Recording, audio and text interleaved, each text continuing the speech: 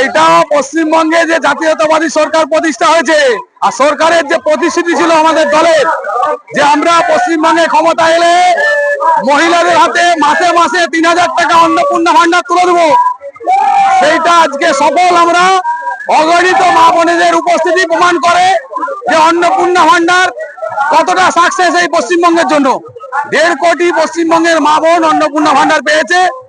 আরো কিছু অ্যাপ্লিকেশন আছে যেগুলো খুব তাড়াতাড়ি তারাও পাবে।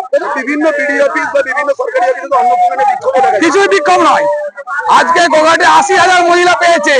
আর না পাওয়ার তালিকা আমরা চেয়েছিলাম, মাত্র ৭০০ জনের মতো মানুষ মহিলা পায়নি।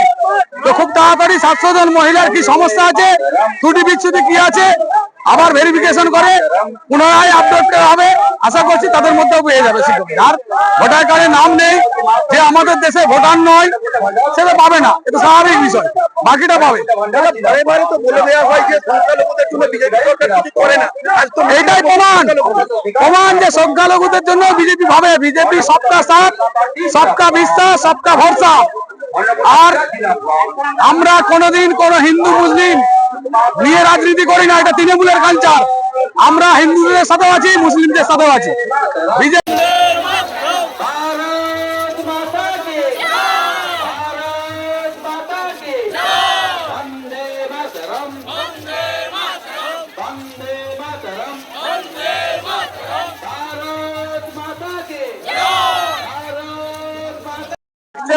এই বৃষ্টিকে উপেক্ষা করে মহিলারা আজকে কিরকম স্বতঃস্ফূর্ত ভাবে বেরিয়েছেন আমরা দেখতে পাচ্ছেন। আজকে মহিলাদের উচ্ছ্বাস আমাদেরকে উচ্ছ্বসিত করছে। আজকে দেখুন, আগে তৃণমূল ভাবতো মহিলাদেরকে ১৫০০ টাকা করে নিয়ে কিনে নিয়েছি, কিন্তু না, মহিলাদের শক্তিকে জাগ্রত করতে আমাদের সরকার, রাষ্ট্রবাদী সরকার, মহিলাদের সঙ্গী সরকার।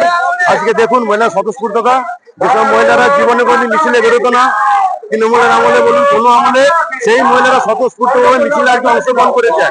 এর থেকে প্রমাণ হয় যে মহিলাদের উচ্ছ্বাস এই আচরণ, এবং এখানেতে যেভাবে মিছিলে অংশগ্রহণ করেছেন বৃষ্টির মধ্যে, এখানে নারী শক্তির এই যে আজকে উদয় হলো, এটা আস্তে আস্তে উপরের দিকেই যাবে।